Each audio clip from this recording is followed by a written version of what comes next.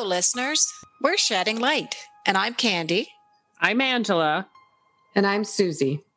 And we're hell-bent on shedding light on unsolved missing persons cases across Canada, in an attempt to find the missing piece of the puzzle. What you're about to listen to is the culmination of countless hours of research in an attempt to gather as many facts as possible about the case by reading news articles, online blogs and forums, and by interviewing friends, family, and people involved in the case. We will discuss different theories and possibilities and pick them apart in order to evaluate their likelihood, or better yet, eliminate them. We weren't there. We don't claim to know what happened. We can only try to paint a picture using the resources that we do have. We don't claim anything to be fact that isn't. We don't claim our interviewees' words to be fact. It's their memory. It's their recollection. It's their truth, and it's their opinion. And everybody's entitled to one. That does not mean we necessarily share any of these opinions. And listeners, please remember, everyone, including the suspects, is presumed innocent until proven guilty in a court of law. Please bear that in mind as we welcome you to Season 3, Episode 3, Word on the Streets of Ayton.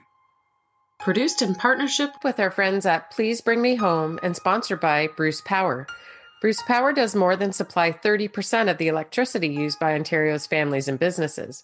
The medical isotopes supplied by Bruce Power are vital resources to the medical community.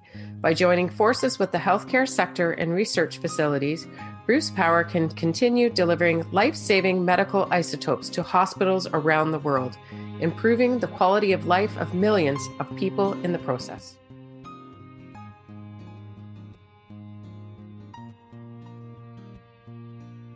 Just a heads up that there is some foul language and adult content in here. Listener discretion is advised.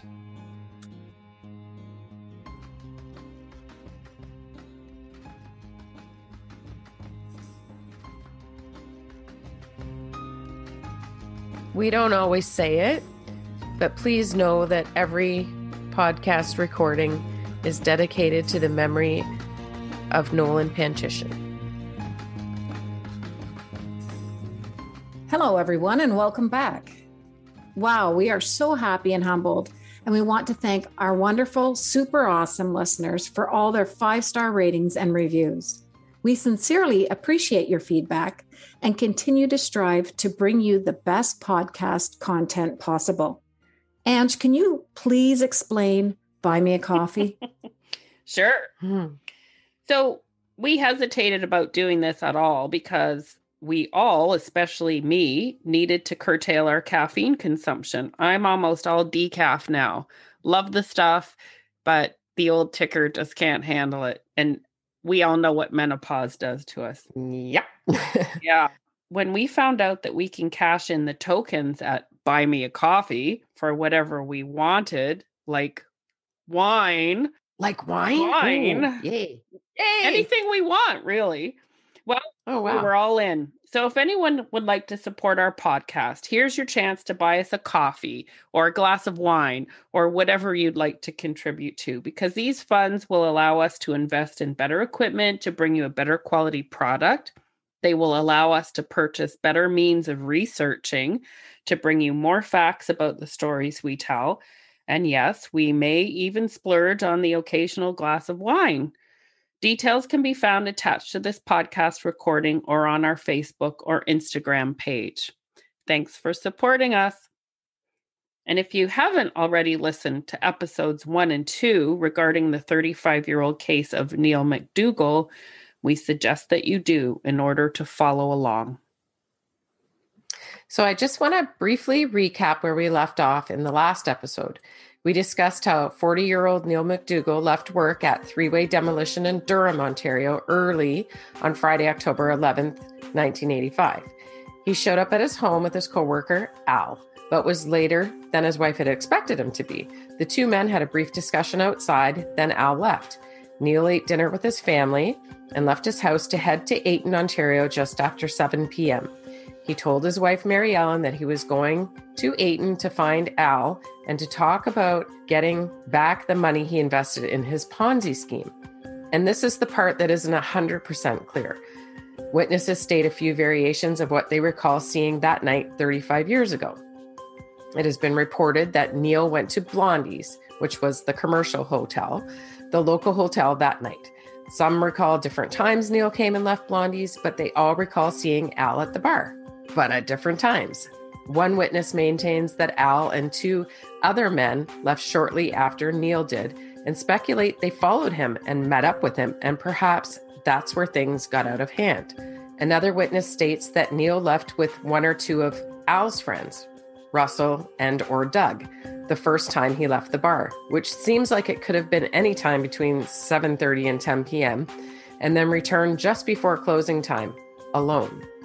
Neil was apparently last seen at a residence in Ayton, just a few blocks from the hotel. We have reason to believe that this was the home of Al. Apparently, from what we gather, this was the story that the three men, Al, Russell, and Doug, told the police, and we know that Al's wife confirmed with Neil's wife, Mary Ellen, that Neil had indeed been at her home that night.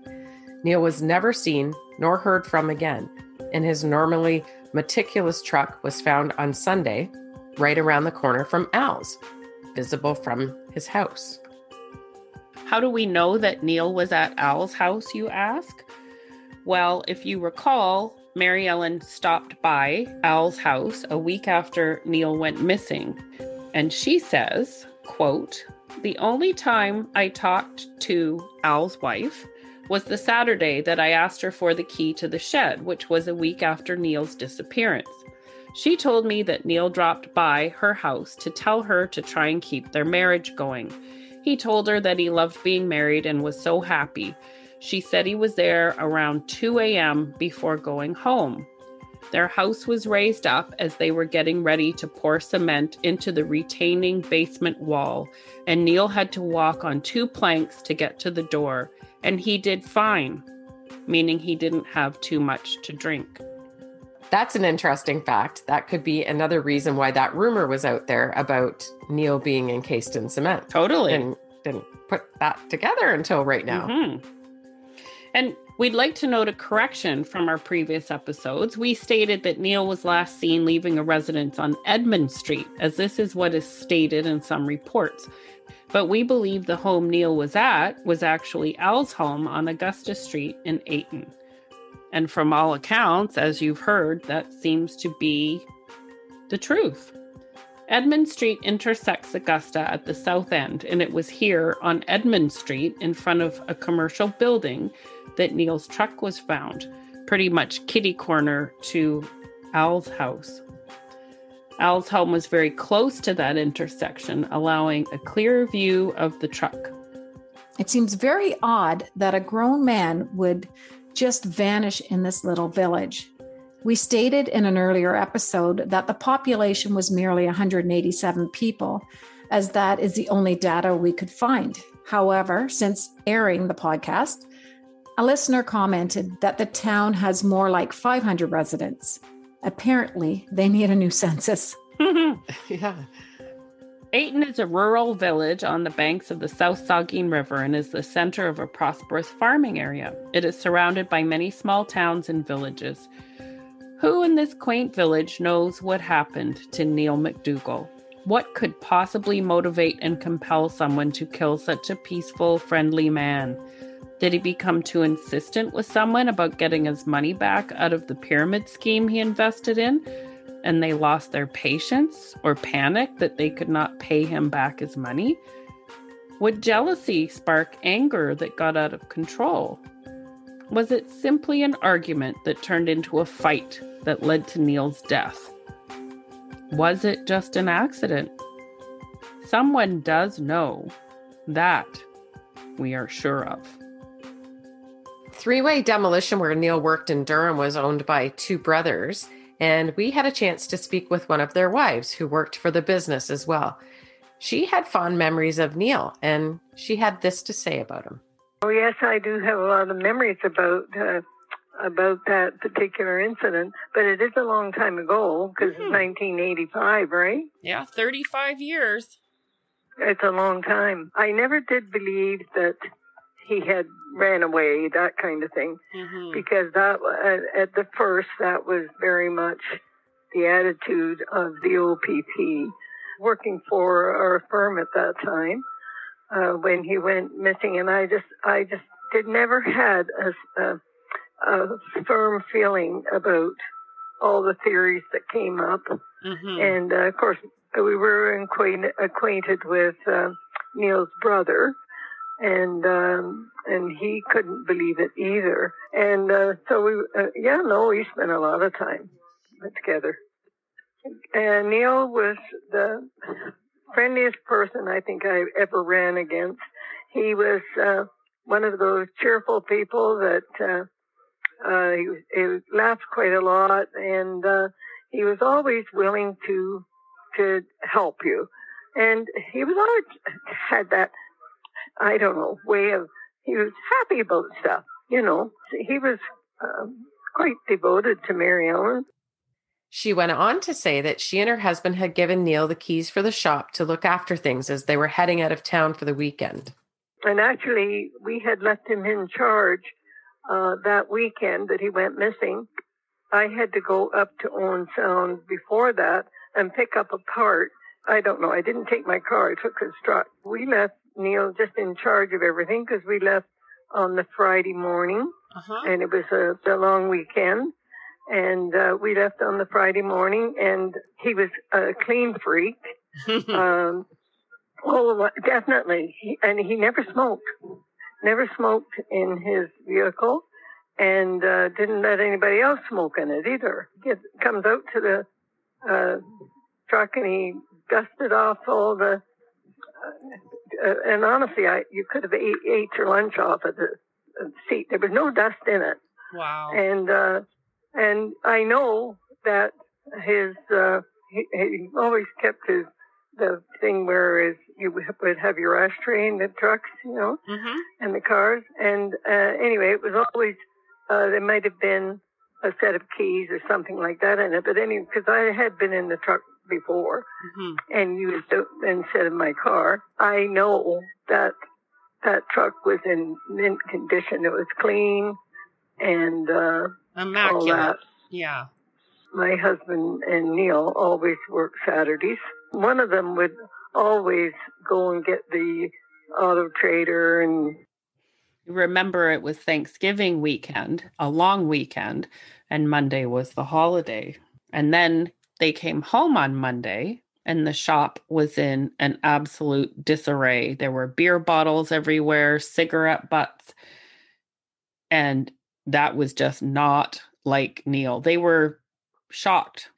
So we left, and when we came home, we went into the shop, and it was not in the condition that Neil had always left it, because he was the last one out. That was his job. He did that he wouldn't go and lock the door until he knew everybody was out. Even Joe, when it was time for him to leave, he'd stay there and lock up. That's how the type of man he was. It was his responsibility, and if you give it to him, then that's what he did. He was so reliable, you could set your watch. And I can attest to that. I mean, I'd swear on a book of Bibles. He was as honest as the day is long. I had a hard time believing the stories that he was drinking too much, and that was something I hadn't witnessed in the years that I knew him. In our shop, when we got back, there was beer bottles all over the place. Now I know when the boss is away, the mice will play. Yeah. And there was our guys they enjoyed a beer, but I mean it wasn't tidied up, and we couldn't understand that. But we didn't get back until late on the Monday of the holiday weekend. And, man, that was my husband walked all around the piles of lumber and because he thought maybe something had happened. Sometimes people climb up on things and found his brother out in the yard looking for the same thing, because of course he knew about this at that point. It's in my opinion, and this is it's just my opinion. I think something happened at that time, and I think somebody has done something and didn't mean to do what they did, and I don't know where he is or what's happened, but nobody's coming forward to say that. Mm-hmm. And it was locked too, and that was another thing. Neil never locked his truck around any of us. So do you think somebody broke in, or somebody took Neil's keys and let themselves in? What do you think happened? The keys were never found. That left Neil completely in charge. And, he would have locked up everything and gone home, But when we walked into the shop, when we came back, we knew something had happened. And we just didn't know what. Actually, my sister-in-law and I, we chose to walk from Highway 6 all the way back to Ayton. And she took one side of the ditch and I took the other to see if there was anything. We found a bit of refuse, like, pop cans and stuff like that, but which we put in plastic bags and brought back, but nothing, not anything. And we were calling the OPP and asking them if they would put out a search for him. And finally, they decided that they should do. They said they still stuck with that idea that he probably just took off and he'd be home. It seems to us that whoever did it, they certainly covered their tracks, and I don't think they're coming forward. It's unfortunate. I don't really think about it much anymore. Mm-hmm. I've kept all the newspaper clippings, and the fact that the shop was in such a mess, I guess that must have happened while Neil was still there. Mm-hmm. Yeah. And because he went missing that night, he wouldn't have had time to get back to clean up the mess, because it would have been spick and span. We wouldn't have even known that anything had gone on. Yeah, so that was probably his intention, right? To go and clean it up the next day. And I would assume so. And knowing Neil, I would think that would be one of his first worries, I wish you luck. But I personally think something else happened after he left, and somebody said something to him. I don't know. Yeah. And he's left, and they've decided to tune him in. And I have no idea, but I just knowing him and guessing at it, it's just a guess. Mm-hmm. I think they were very expert at disposing of the remains. And that makes me sick, because there's so many times that the police, during that first 20 years, that they tried to, they did everything. They had the divers in to go in behind the dam, and they found an old barrel in there, and it was bones in it, and it turned out to be animal bones, and those kind of things. So every once in a while, we come across something that reminds us of Neil. And I think this isn't fair, and of course, when his mom died without knowing what had happened to him, that really upset me. She was so bewildered over that. It just broke your heart. We were good friends, and I don't think we've had an employee that was more faithful, because at the time that he was working for us, every other Saturday, he used to collect up the garbage in Durham. He was on the garbage detail. Mm-hmm. And he had a big garbage truck that you'd never know it was a garbage truck, because it was always so clean. And but my husband would be there, of course, on those Saturdays. But he'd have that garbage picked up usually by 8 o'clock or 9 o'clock in the morning. Yeah. And our shop always opened at 8, so Joe would be there. It was just that one weekend, that fun freaking weekend, that happened. We were very grateful and very fortunate to have the opportunity to speak with one of Neil's employers. But remember, Neil and Al were co-workers, which means this lovely lady was also Al's employer.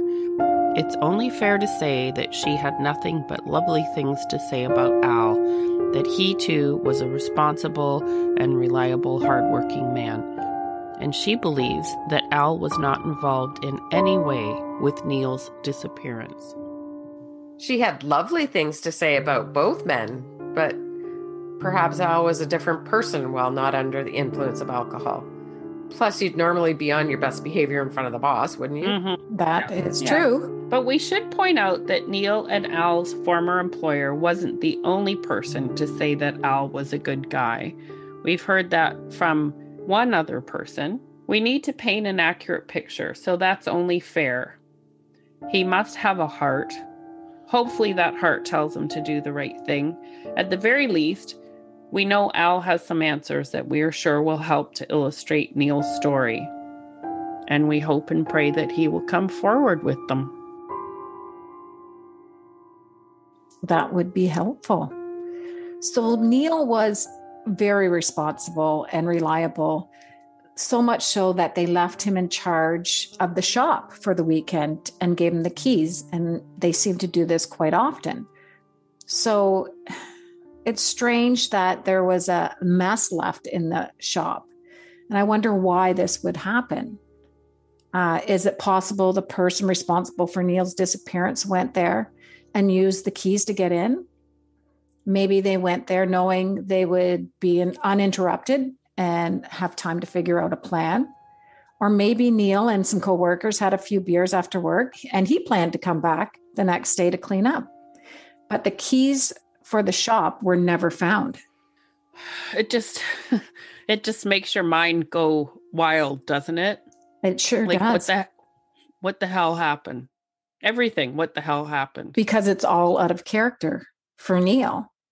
Mm-hmm. So something is wrong right there. And Neil's character is one that was really easy to confirm. He was mild-mannered, a very hard worker, honest, helpful, meticulous, not a big drinker, dedicated to his wife and new family and his mother. He was so very responsible. And all of his actions that day were so out of character for Neil.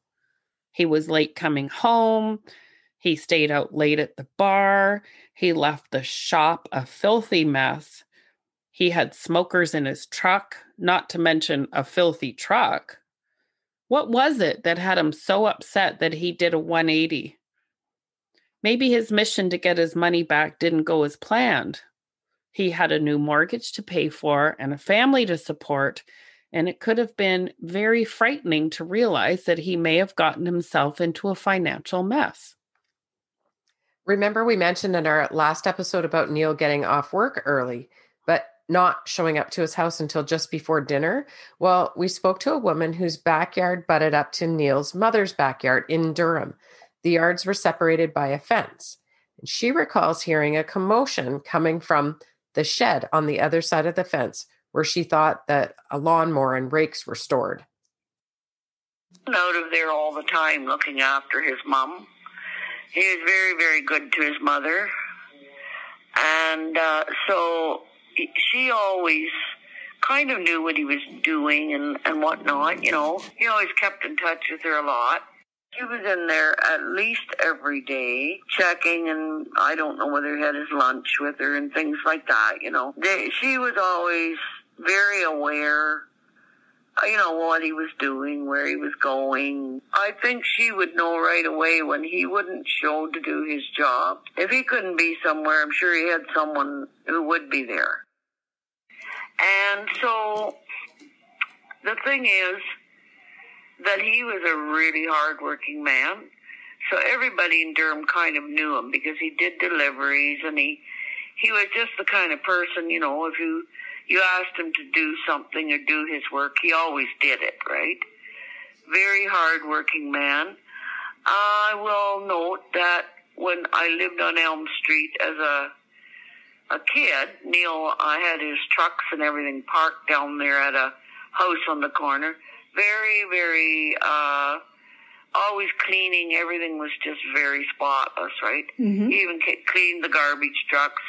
Then he had some vehicles of his own, always cleaning them around. And that's my kind of memory of Neil. He was very faithful.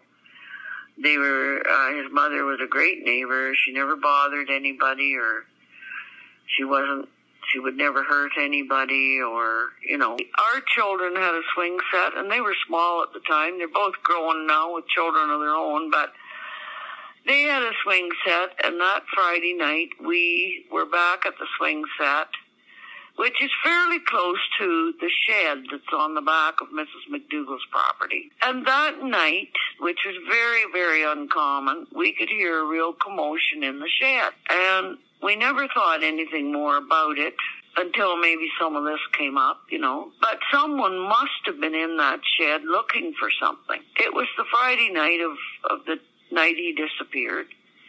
I'd say the time frame, just picking out of my memory, would have been around 4:00 in the afternoon. But we were back at the swings with the kids, and there was a commotion. And at the time we had a dog, and she kind of was barking, kind of to alert us that somebody was back there. Very uncommon for anyone to be in that shed. We had never, ever before heard noise there at all.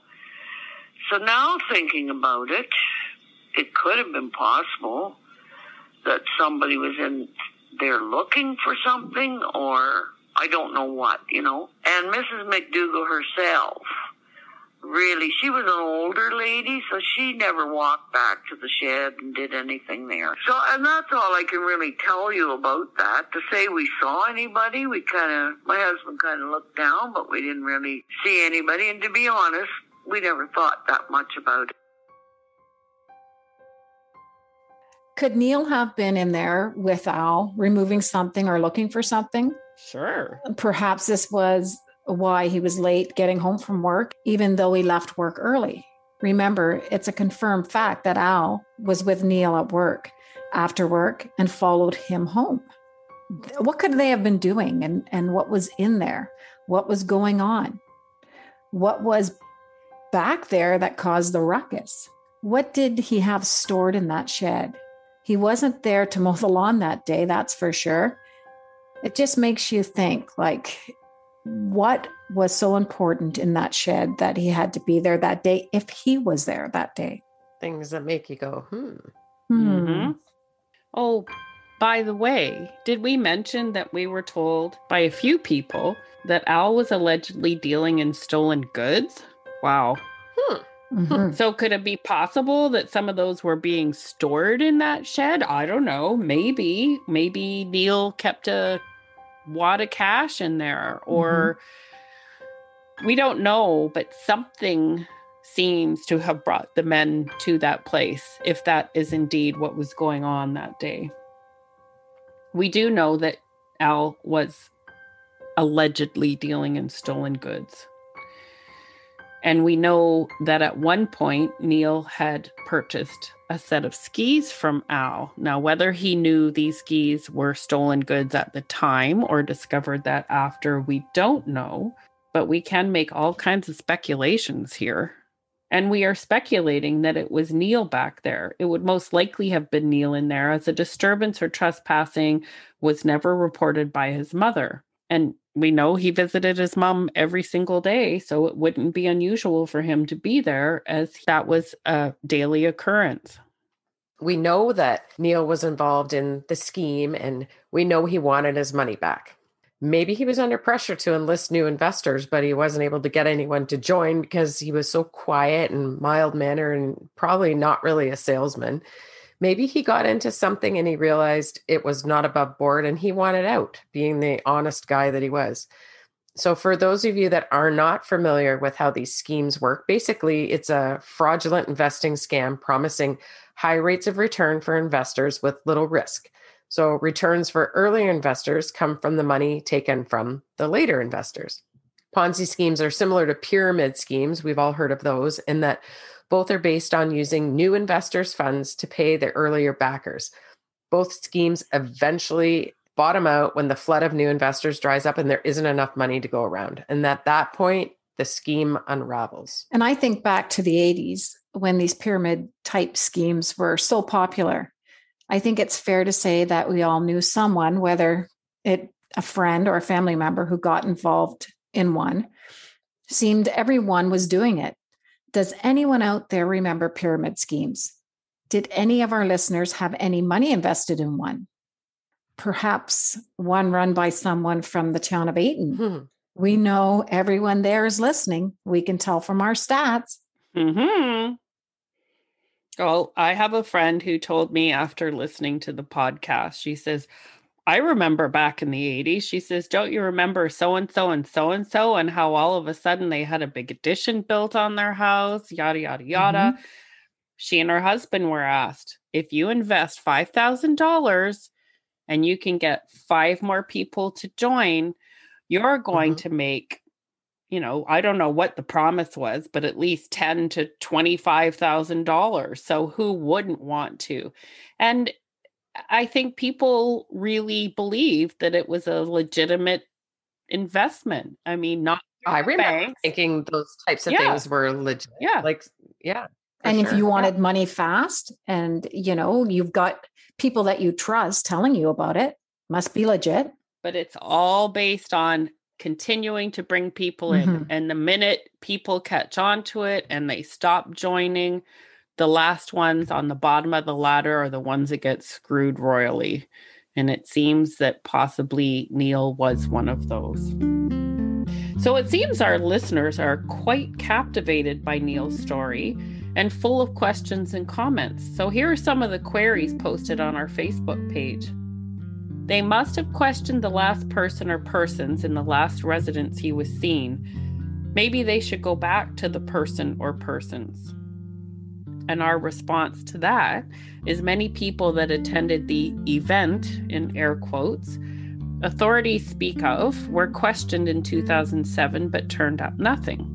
Police feel that these people are not telling all they know. And as far as we know, all 3 men, Al, Russell, and Doug, were questioned at length.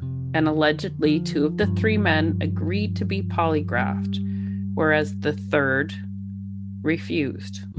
And another listener commented, I heard once that a fella that lived down the street from me was suspected in this, but never proven, as he got tipsy and talked maybe a bit too much.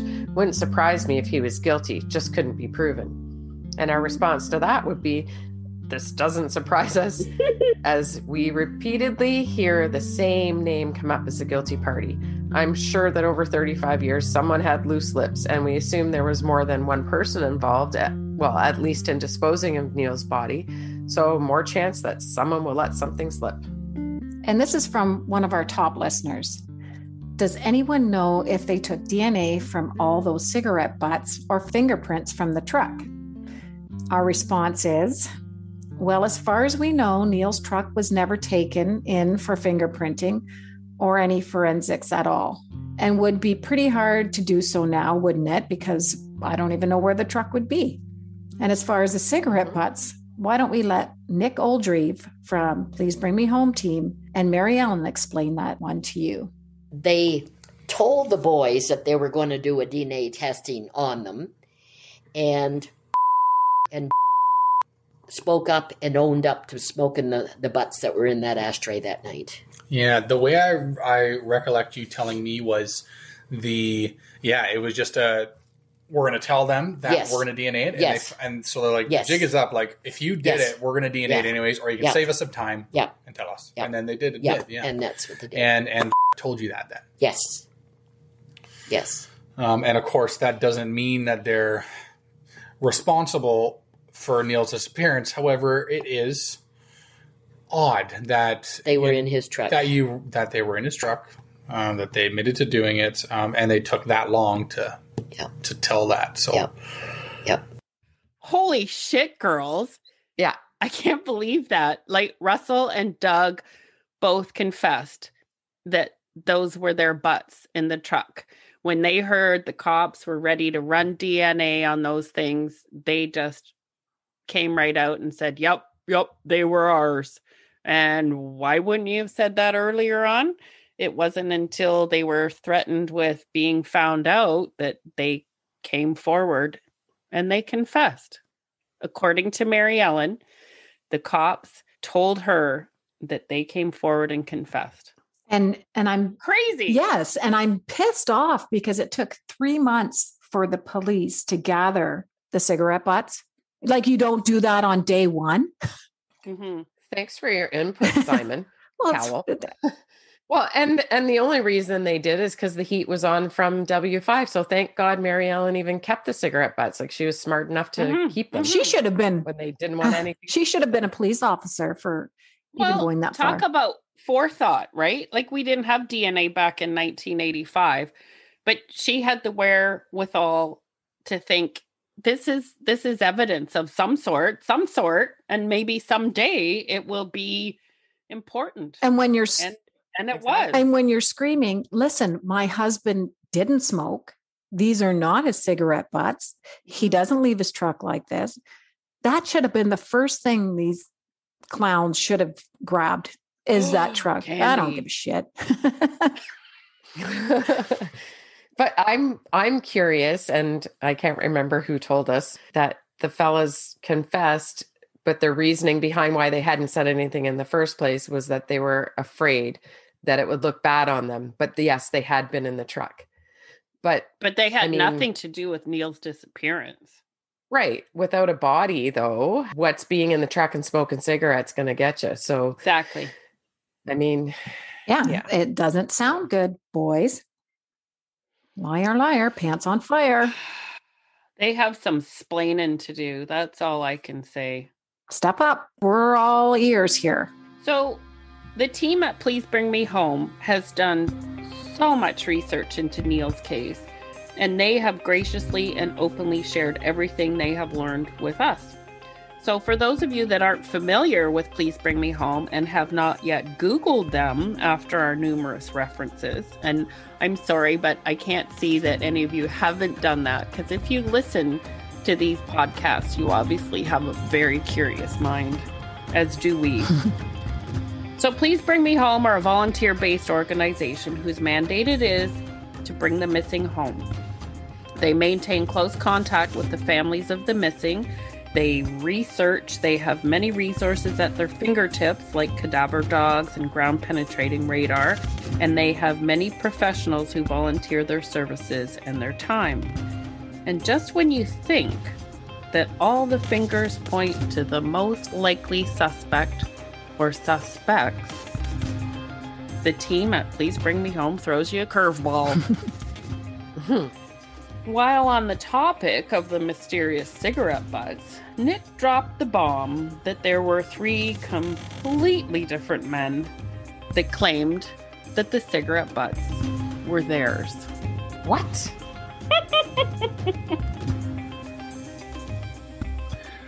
So, things get interesting on January 2nd, 2019. An individual emailed us at the Please Bring Me Home Outlook email and stated they would like to meet with Neil's wife to share information they have on Neil's case. He stated that the cigarettes and cigarillos in the ashtray were, one of them was his and one of them was another guy's, and he named the correct type of cigarettes and cigarillos. So that's where it really piqued our interest. When he initially emailed us, he emailed us under the name which is obviously an alias, because we later found out his real name's and I think it was just a mistake on his part because he emailed us from the wrong email when he emailed us back one day. And we were able to verify who he is. We found his Facebook and whatever. We were going to meet with him and everything was going to be good after he told us all that he told us. So his first initial statement, verbatim, said Neil McDOUGALL, name spelt wrong. I want to meet with Mary Ellen and offer her what info I can to help solve the case. I was one on the guys riding around in his truck that night. The blank and the ashtray were mine. I want to meet Mary Ellen, but not through And then it just goes off. So then, and he wrote that all in the subject line. He didn't even write an email. So we're like, okay, this guy's drunk, obviously, or something is going on. He was living in Clifford at the time, I believe. And a guy by the name of called him and said, hey, we're going to come pick you up and hang out. So he's waiting outside of his place in Clifford. And he sees a truck come down and it's honking the horn at him. And he didn't realize it was his buddies, but it was and a second person in the vehicle. From recollection, he cannot remember the second person's name, but he didn't like that second person in the vehicle. He that's all he could recall. He just didn't like him. So he gets in the vehicle and he says, oh, you got a new truck? And says, oh, yeah. And then they just didn't say anything about it. They went ripping around. They went kind of drifting through fields and just stinking around, drinking and stuff. And then they go into Ayton. And says, yeah, this isn't my truck. We took it from Neil McDOUGALL as a prank. And then he said, we were at a party here and he left his keys in the ignition. So we were just going to take it for a drive and then bring it back. So they bring it back and he showed via like Google Maps. He took screenshots and sent it to us exactly where he remembers the truck being dropped off. So the plan was they were going to drop the truck back off where this party was. But when they got back there was nobody at the house anymore. Everybody that was at this party was apparently gone. So they just left the car there. I was hoping he would have showed me where the truck was actually found, but it's nowhere near where the truck was actually found. So they drop it off and he says that he was smoking the cigarettes and was smoking the cigarillos, and that's what was in the ashtray. We told the OPP this information. We begged to come forward to the OPP because we felt this was insane information, and we gave it to the OPP. OPP did nothing with it, and then somewhere along the line, just got cold feet and would not answer back our emails anymore, refused to meet us, and we were so close to meeting him because OPP did nothing on it. And that's where the whole story dies. Okay, what? Does that even make sense? I'm so confused. Why would they just so happen to take a missing man's truck for a joyride, yet have absolutely nothing to do with his disappearance? That's a pretty huge coincidence, if you ask me, if it's even true. But unless there truly was a party and they just took Neil's truck from there, I mean, it is possible. And, maybe the keys were left in it not because Neil was driving it. Maybe someone else had already apprehended the vehicle at that point and left keys in it. Like, these guys may have taken it for a joyride and it was totally unrelated to all the other events going on that night. It is a possibility. Point, but I mean, they claim they're their cigarettes and Doug and Russell claim they're theirs. Like, how many people were just randomly smoking in that vehicle? I think they were mine. Period. Yeah, exactly, Simon. But why would you wait until 2019 to contact Please Bring Me Home to tell them this story? Well, because that's when they started going really rampant on social media with Neil's story, right? And people were reaching out. And if you recall, Nick did say that the first email that came in, I think almost the entire email was written in the subject line. Oh, obviously somebody under the influence of something. And, sometimes that makes people come out with the truth. And other times it's like, I think I'm just going to have some fun with these guys. But the story was really interesting. And it was like, is it possible? Well, and they claim the keys were in the truck, but Neil would never left his keys in the truck. Where did they put the keys when they supposedly dropped off the truck? Like, it doesn't even make sense to me. Were they just covering for someone else, meaning Al, and just trying to throw authorities off track? Like, that's what I'm thinking. Because if someone else claimed those cigarette butts and then these guys come along and claim them, is it because please bring me home, scared a few people, and someone needed help to throw us off track or them off track. Was this just a ruse to redirect focus as the Please Bring Me Home team was starting to really dig, and I mean literally dig, to find Neil? How could you possibly smoke 2 packs of cigarettes during a short joyride?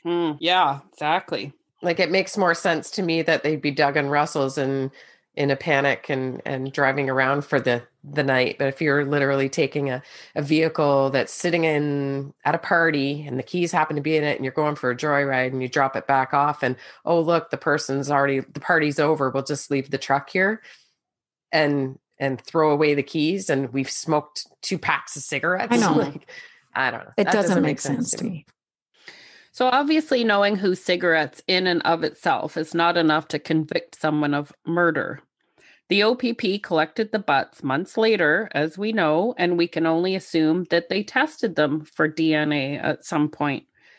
By the way, for those listeners not from Ontario, Canada, OPP stands for Ontario Provincial Police. In general, the OPP, or the Ontario Provincial Police, provide policing to areas of Ontario without their own municipal or regional police service, so mostly rural areas, much like the RCMP in other parts of Canada. I think half the town walks around suspecting the same individual. Some perhaps were even witnesses. But people are afraid. They don't want their voices or stories shared with the public. Is this why the case is not yet solved? Because locals fear retaliation from the person or persons responsible for Neil's death? We have younger people sharing stories their parents told them, and all the stories are the same names. People know what happened. They just can't seem to prove it without a body. And at this point, after so many years, a second-degree murder conviction would be next to impossible to prove, even with a body. It's more likely that this was an accident, a fight that perhaps got out of hand. And a charge of involuntary manslaughter would be more likely in this case. But with our lax Canadian laws, we'd be lucky to even have that stick. Like, our laws are ridiculous. But the most important thing for Mary Ellen, her children, Neil's brother and extended family, and the community of Ayton is to find Neil's remains. He deserves that. He deserves to be laid to rest properly. They all deserve closure. Whoever was responsible for Neil's death, if you are out there listening, think about if this was your loved one, your brother, friend, or father. Take this opportunity to receive forgiveness and redemption and help ease the pain and suffering that his family has endured for the past 35 years. His poor mother went to her grave not knowing where her son was. Please, we know you aren't a monster. We know it was an accident. Don't allow others to leave this world not knowing where he is. It's mind-boggling because there's just, we belong to so many groups ourselves and we're connected with so many different people, and there are so many missing people. It's freaky, actually. Mm-hmm. And just to think that, there's going to be more than just Neil's mom going to her grave not knowing where their loved one is. That's the part that really, really sucks, is that some of these people live out their lives never knowing even where their children are, and they go to their grave. I mean, they're going to meet them on the other side, thankfully, but to have to live your entire rest of your life with that on your shoulder and in your head every night is just not any way for anyone to have to live. So, a case this old clearly has a long and varied timeline when it comes to the investigation itself. Call it lack of concern over a 40-year-old man who they at first suspected took off on his family, or call it poor police work. But either way, it is just so unfortunate, as this mystery could have ended long ago had they followed proper standard operating procedures for a missing person. And I think we can honestly say that over the past few decades, the standard operating procedures, as we call them, for a missing person has changed immensely. The police take missing persons cases much more seriously now. Not always as serious as they should be, but back in 1985, I do not think that there were the procedures in place as we have now. And those are the things that hold police accountable, that they have to follow these rules and regulations. And if they don't, they can be held accountable. But we just didn't have that in 1985. And thank God we do today. So, and I thank God for all the wonderful people out there that are reaching out with all this information.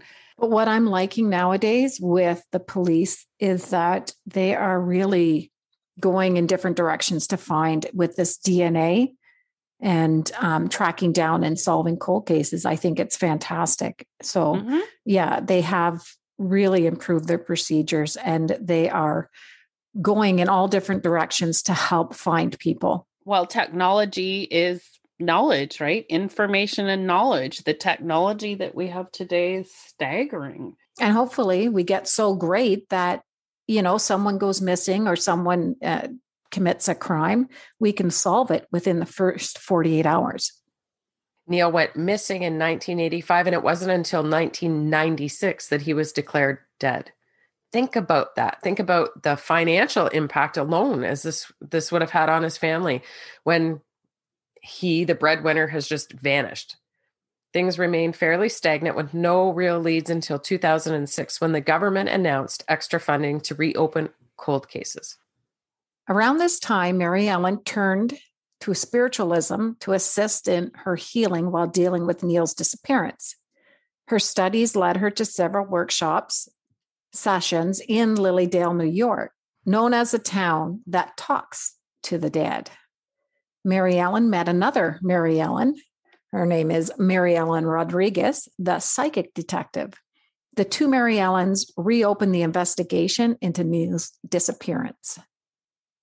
I'm a fully ordained minister from the Fellowships of the Spirit out of Lilydale, New York. He had said to me, Railroad Street.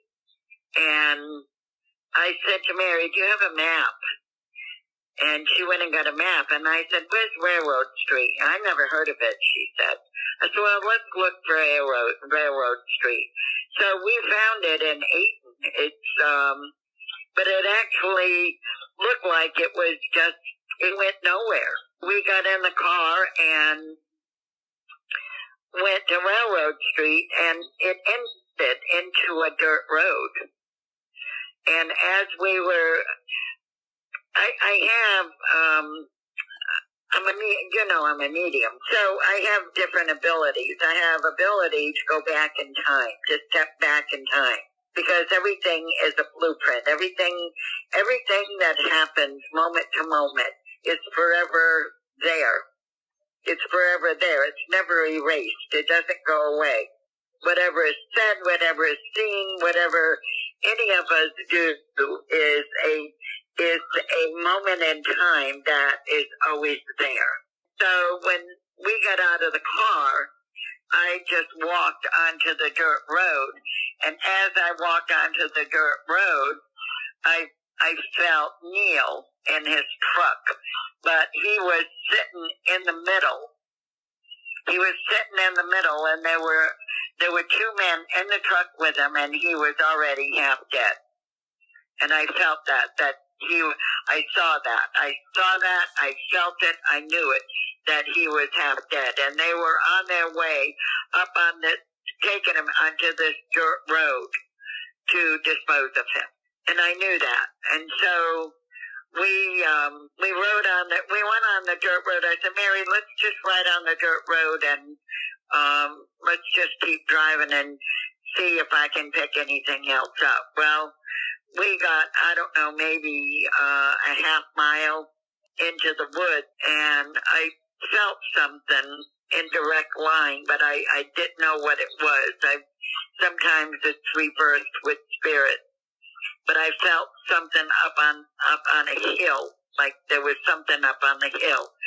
So I said, well, let's come back tomorrow. Let's get a friend and come back tomorrow. So we left and came back with the next day with another medium, and we found like what would be maybe like a grave, because it was there were rocks where like a grave, and there was nothing growing in that area. There was nothing growing in that rectangular area. You know, I kept saying, Neil, you know, is this the place? Is this the place? And we felt there was something there, but we didn't know what. We didn't know if he was there, or if somebody had buried somebody else there, or had buried an animal. We had no idea. And I felt like it was money. It had to do with money. I kept thinking that his death was because of money. And I know who did it. That is what is so baffling to me about this. They know who did it. They're afraid. They were afraid of the man at the time. Even the police were afraid of the man at the time. They told Mary to go home and forget about it. The police department was. They called her the next day and told her to come get her husband's truck. And it had 52 cigarette butts in it. Her husband never smoked a cigarette. He never smoked. He was impeccably clean. And the truck was a mess. But Mount Forest Police Department, they were the ones investigating it. They're the ones that they were afraid of this guy. One of the things that Mary and I did, I said, well, let's go over to the hotel where Neil was last seen. And so we did, and because I have the ability of recall, I just looked at the place. We were there about, I think, around noon, 1 o'clock, something like that. We just pretended like we were just customers, you know, a couple of women. We got a drink, and I think we got a sandwich. And I was sitting, I went up, and I sat on a bar stool, and I said to Mary, this is where Neil was sitting, and he was looking at a table of about 4 men, it looks like. It looks like they were maybe playing cards, and the one man keeps looking at Neil. He keeps looking at him. I said, but Neil keeps looking at him, waiting, like he's waiting for him. He's waiting for him. And then I think it was this guy's wife, because then I saw somebody walking out the door, and I saw Neil going out the door, and then I saw the men follow. But there were 3 men involved with this, because there was a garage, and I saw what I called a carpenter's, L ruler. You know, it's an L-shaped, like, ruler. And I saw it leaning against the wall in this garage, even though I'd never been in any garage. And I saw it. And I said, that's where it started. That's where it started, in this garage. It started in this man's garage, but not garage. It turned out that garage, and they found the ruler leaning right up against the wall, just like I said. It turned out that garage was a friend of this man, and he was involved, but his brother turned out to be a cop. When we got in touch with Neil's brother, we actually invited him to come along with us to go look for the body, and he was very, like, skittish about that, but he did come. And I kept saying it was about money. And he shared a little bit with us, not much, but he did give us some information.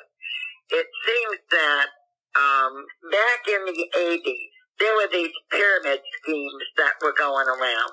He had the pyramid scheme. And between Neil and his brother, they gave him $5,000. When Mary and Neil got married, Mary still had 2 small kids home, and their father was nowhere to be seen. So they were going to go. Neil went missing on the Friday. On the Tuesday, they were going to court, and Neil was adopting the 2 kids. And Neil wanted his money back from whatever money he had made. He wanted that back. But didn't have the money because now he had the best house in town. He had built a new house in Ayton. And that's where the money went. Didn't have a dime to give to Neil or his brother, but his brother wasn't asking for the money. And I think his brother would have asked for the money had Neil not been murdered. But Neil went after for his money. He had told him, and this is what Neil had told me in a session, that 2 days before he had told at work that he wanted his $5,000 and any extra that he had made on it. And had told him to meet him at the hotel that Friday night, that he would have his money for him. And he had no intention of giving him his money. But this other man named was involved with this. It was and that was driving his truck, and Neil was in the middle of it. There was another visit that I had made back to Canada and went up to see Mary. And when we went to that farm, there was a young man that came out and told us about his father talking about that well, that they thought that's where they had put Neil. They had dropped him in the well. This well now was a dry well, but at the time it was not. We always felt like he was in water or around water.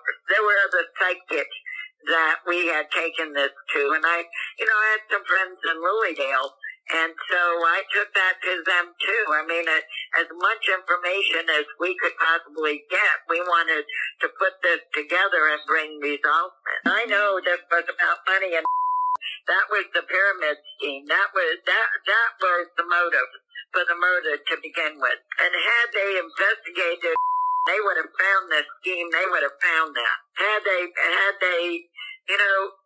they just said to drop it. They said, oh, he went off with someone. He went off with someone. That's what the police kept telling her, that one cop. It tells me that they were involved in that pyramid scheme to begin with. That's what that tells me about the cops. That they were involved in the same thing. It sounds like Neil wasn't scared of if he was confronting him. No, he wasn't. No, he had no fear of him. Neil was what, 6'4"? He could take care of Neil, but not with 3 guys. He was lured into that garage, and that's where they attacked him. They just beat the hell out of him. They didn't shoot him. They didn't choke him. They just beat him. They beat him to death. He was half dead when they put him in the truck to take him out in the woods. The last time that I was up there, and I can't remember how long he had been dead by that time, I did do a reading with Mary. I will forever remember that last reading, that he said that it was time for him to move on, and he wanted her to meet somebody. There was something about pigs, and I can't remember. I think maybe that guy was a pig farmer, because I remember Neil saying something about pigs, the pigs. And I didn't think it was cops he was talking about. I felt like animals. And I think that guy was a pig farmer. Let's call the facts for what they are. It's not that they were that stupid. They weren't stupid. They did it on purpose. When they found the car sitting in the middle of Ayton, and they're calling Mary and telling Mary to come get it, and Mary's saying, there's evidence here. Don't you want to know? Just take it home. They did that on purpose. He was truly in love with Mary Ellen, and Mary Ellen was in love with him. Why his spirit didn't let go for almost 30 years. I can tell you that right now. I know I did that last reading, and that reading that he said he was going to move on. Yep. He stayed by her side through all that, just to get her through it. That's what the frustration for Mary is. They know it was They know that. They know it was money. They know it was a pyramid scheme. And they needed to put his name in the paper. They needed to throw all 3 names in the newspaper to see if other people would come forward. I actually think that local cop was involved in that pyramid scheme as well. I think he had some money invested in it or something to do with it. When she was staying on the cops, one of them paid her a visit at her work. She was a housekeeper for the nursing home, and she was cleaning the stairs when this cop came to her and told her that she needed to leave this alone. That the rumor is, and the facts are, that her husband took off with somebody, and just to leave it alone. And then he turned around and walked away, and that's when she had her breakdown right there. He had a side business of garbage for dumpsters, and people wouldn't pay her. When she went to collect what was owed to her, they wouldn't pay her what was owed to her. So the business was lost, and then it was just such a cruelty that people did to her. And then the insurance company, after 7 years, Mary tried to claim, the 7 years, and then here comes that story back up again, that he took off with somebody, and the insurance company told Mary that he had been spotted in New Brunswick. And so, therefore, they were not going to be able to pay her the life insurance. It took her another 5 years. She had to get a lawyer. And by the time she got the money from the insurance company, the lawyer got it. How cruel people were. 5 years, 10 years, 11 years, even the insurance company. How cruel the men were to the women, to her. She was unrelenting. God bless her. Well, he needs to go to prison. I don't care how old he is. He needs to go to prison. And he refused to take a lie detector test. And Richard, he was an alcoholic. He probably still is an alcoholic. I don't even know if he's still alive or not. That was something that Neil had said about him, that he was a drunk. Well, the other thing I'm reminded by Spirit is to tell you that Mary called me and said that was tearing down the garage. They were going to tear down the garage. And I said, oh, my God, no. There's evidence in there. There's some DNA in there. There's evidence in there. There's evidence in that garage. And they didn't do anything about it. That garage tore down. The night before, the police did see that ruler sitting in the corner that I had seen through Spirit. Through Neil's eyes, I had seen that L-shaped ruler. That carpenter's ruler. Yep. Sitting in the corner, and the cops found that. But see, they never did any DNA. They never, that's what was frustrating about it. We're not really investigators. Let's look around. Let's see if it comes in front of our face, and then maybe we'll do something about it. But nobody was going to go out of their way. They, you can call yourself a detective or an investigator, but you need to look hard, and they needed to look hard in that garage, because I kept hearing there's DNA in there, there's blood, there's evidence in that garage, there's evidence in that garage. And what a trauma for him not to ever come back again. Oh, I get goosebumps all over. I'm telling you, that cop was dirty. His feet were dirty, he had mud on his feet. I don't care what anybody says. He was he was a good guy. No, he wasn't.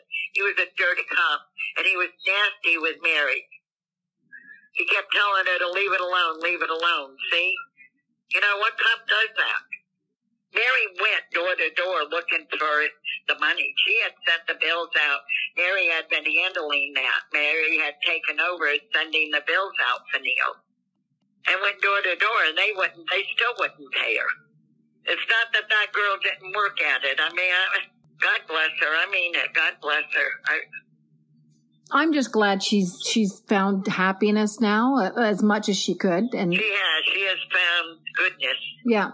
It makes me want to cry. Yeah. But she has found goodness. There isn't anything Mary wouldn't do for somebody, and I mean that. she would go out of her way to do something for you and not think anything about it. So what are the chances that Mary Ellen meets another Mary Ellen who has, some feelings and input about Neil? And Mary Ellen Rodriguez was so sweet as to travel all the way from Ohio to Ontario to Ayton, Ontario, and Durham to stay with Mary Ellen, and visited a lot of the locations where Neil had last been seen. Yeah, the two really connected, and Mary Ellen McDougall put a lot of faith into her. I think just a lot of trust, and had a very peaceful, positive feeling with Mary Ellen Rodriguez. Well, I think Mary Ellen got to a point where she was getting desperate and thought, I need to go someplace and maybe spiritually feel Neil, because she always said she could feel Neil. And when she went there, she made these great connections, and having a friend like Mary Ellen say, absolutely, I'm going to go with you and feel all these spots and hear what Neil's saying to her, whether you believe it or not. It's apparent that Mary Ellen is very at peace. Yeah, but she feels this. She knows this. And I think she's amazing. So I certainly feel like Mary Ellen, both of them, but Mary Ellen McDougall, even from going back to the week after Neil went missing, she didn't want to go on the ground search, the foot search with everyone else, because she was being drawn to other places by her husband. So she had feelings. She's probably had them her whole life. So she's just learning how to hone into them, and with the help of somebody else, really concentrated on them. Yeah. So I think it's great. At one point, Mary Ellen was being interviewed by Bill Henry from the Owen Sound Sun-Times. He was at her house, and I think there was a photographer there as well. And the doorbell rang, and I'll let Mary Ellen tell the story. And because my husband was murdered, I'm saying this, he was stuck on the earth plane. He couldn't cross over like a normal person. And for years in my apartment, he kept turning on my lights and my TVs and my radios. And, and 12 years ago, when the reporters from the Sun-Times were there interviewing me one day, there was the reporter and the photographer, and the doorbell rang. And I said to them, there's nobody at the door. That's Neil just telling us that he's here. And so I went to the door, and sure enough, there was nobody there. I, for one, get chills when I hear stuff like that. I know Candy does. Angela, you're getting there. But I totally 100% believe that. And I think if the dead talk, and I think they do, we just have to be in tune. And I believe he is speaking to Mary Ellen. So let's hope she starts to hear more and hears it loud and clear. And she shared a beautiful picture with us of her sitting. I do believe she was sitting in the picture with a huge orb over her heart. And she said that was Neil. She's had lots and lots of indications from Neil, and I can only imagine how much peace it brings her. I think that's how a lot of us go on after we lose a loved one, is that we know they're around us and we're going to see them one day. And I think, why would you not want to feel that way? And was it Mary Ellen Rodriguez that mentioned it? I think she referenced it like a veil, right? Like they're just on the other side of this, on the other side of a veil, which I really like that term or that reference, because to me, it's like when you can feel somebody, or you just get that certain feeling or that certain emotion, or just a sense that somebody's there. And they probably are. They're just on the other side. They're in a different realm. So that was all basically around 2006, right? And then in 2007, police finally called Neil's death a homicide. I couldn't even imagine the emotional roller coaster. Your loved one is deemed missing, then dead, then murdered, but still missing. And once again, we want to remind our listeners, in 2016, police announced a $50,000 reward to help solve the mystery. And that reward is still in place and waiting to be claimed. And in 2018, Please Bring Me Home added Neil's case to their roster and began working diligently and tirelessly on his case. They claim that police never did search the homes of Al or Russell. Apparently, the previous owner of Russell's home, meaning not the current owner, just to be clear, offered police to come and search the shed before it was torn down, but they had no interest in doing so and never conducted a search. He did report, however, that he found nothing out of the ordinary when he tore it down. The Please Bring Me Home team have invested countless hours of research and have conducted searches in various locations using cadaver dogs. They have also utilized ground-penetrating radar technology. And I'm going to have a hard time saying this word, people. They have found anomalies. Yay for me. You did it. We have seen the pictures. Of course, we cannot divulge exact locations, but you'd better bet authorities know. Since 2019, as of yet, they have not pursued this avenue of investigation. We want you to know that since we have partnered with Please Bring Me Home on Neil's case, and we have all been plastering social media, pleading for the public's help, we have received many, many tips that we are going to be acting on and looking into further this coming year. Please Bring Me Home is planning some new searches, the locations of which, unfortunately, we cannot divulge at this time.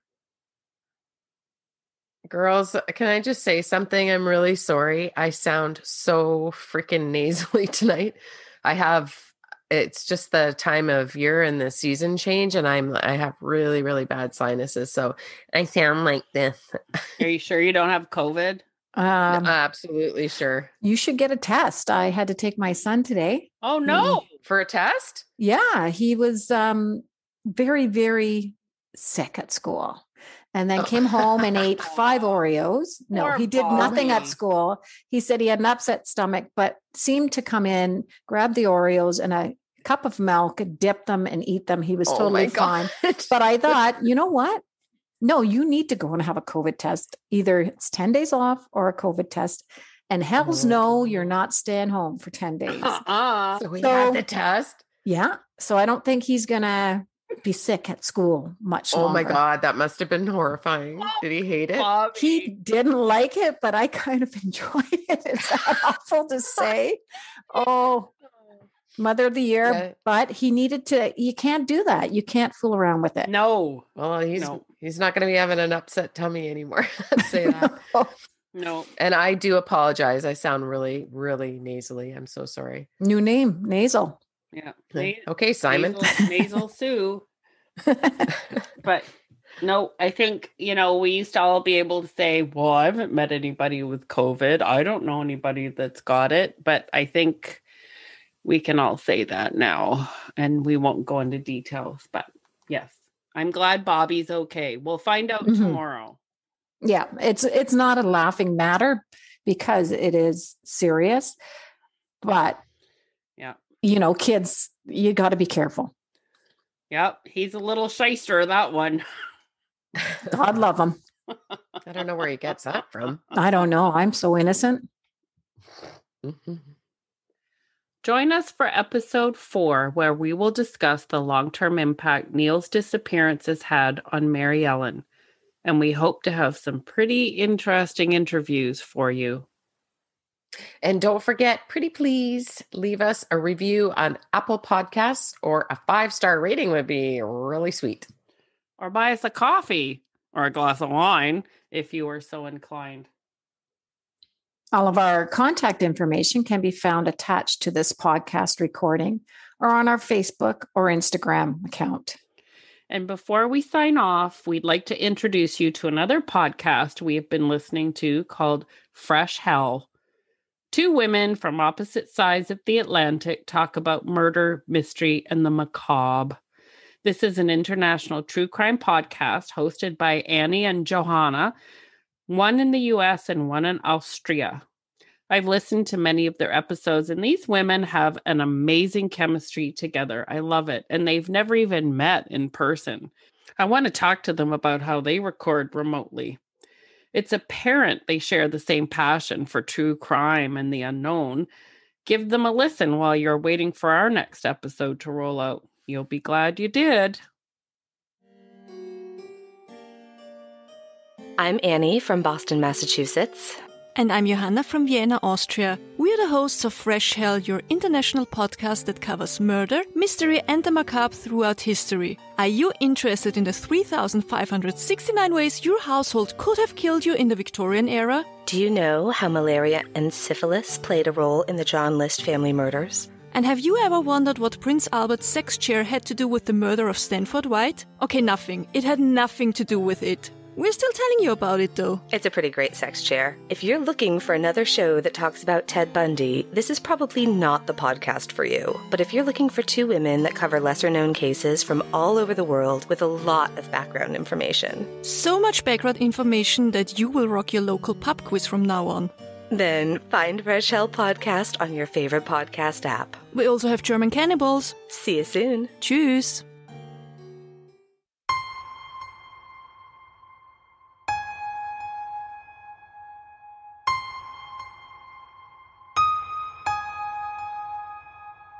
The folk all around you, not believing it's real. How can this happen?